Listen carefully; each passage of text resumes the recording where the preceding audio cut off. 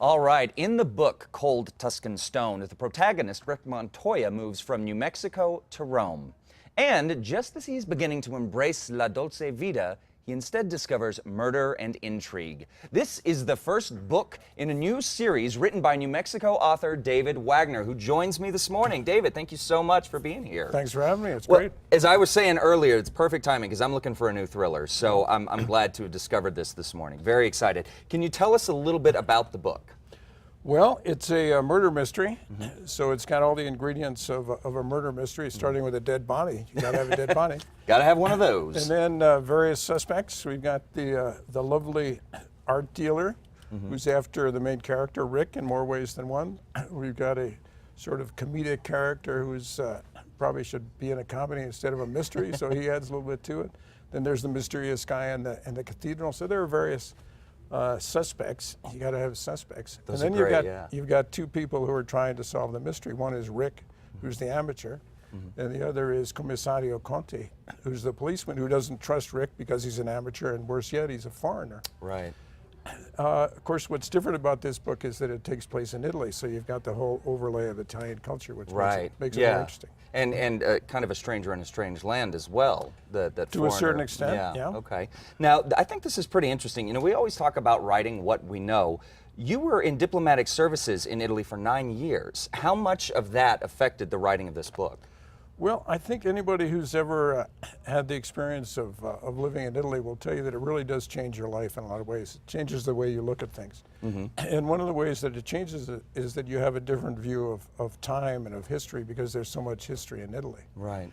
And I think kind of the layers of Italian history gets into the pages of this book to a certain extent. Wow. Okay, that's great. That seems really interesting to me. Now you're a New Mexican, and so you've tied a bit of New Mexico into this. Can we talk about that? Well, the New Mexico connection is the main character, Rick Montoya. You can't get any more New Mexican than a name like Montoya, right? And Rick has moved from New Mexico to Rome. His mother is Italian, from Rome. And his father is an American diplomat. You write what you know, right? Right, yeah, exactly. American diplomat originally from New Mexico. So Rick has kind of a foot in both cultures, which is kind of an underlying theme of the whole book is, what is Rick? Is he more Italian or is he more American? Oh, wow, okay. For example, when he was living in New Mexico, when he went to UNM grad, where he studied languages, when he was there, he used to wear his Gucci loafers to impress the girls. But now that he's living in Rome, he wears his hand-tooled cowboy boots from Santa Fe. So I got to tell you, when I travel out of state, those cowboy boots come with me, and everyone's like, "Oh, well, of course, you're from New Mexico." Absolutely. Well, now you set the book in Volterra. Is there a specific reason that you chose that location? Volterra is one of my favorite cities in Italy. Okay. Certainly in Tuscany. It's very old, even by Italian standards. Okay. It was founded by the Etruscans, and Volterra has one of the best Etruscan museums in Italy, which figures in the plot of the book. And then after the Etruscans left, the Romans came in, and there are some very good Roman ruins, pretty intact as Roman ruins go, and that also plays a part in various scenes in the book.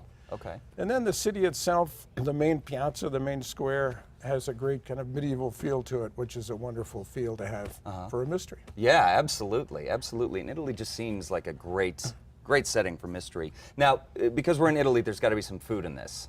Is that right? Right. I couldn't just write, and then Rick had lunch. Yeah, right. You got to describe a little bit of what he eats, and so I get into it in a certain amount of detail. And a lot of the people that have read the book have said that they like that part about talking about the food. Oh, I bet, absolutely. Well, this is really exciting. You're having a book launch at one of my favorite bookstores in New Mexico, Bookworks. What are the details about that? Bookworks, which is on Rio Grande, just north of Griegos. It's this Sunday at 3 o'clock.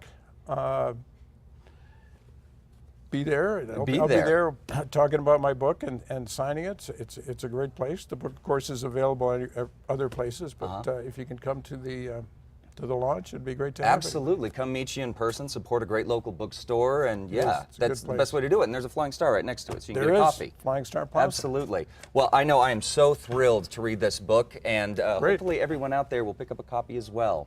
All right.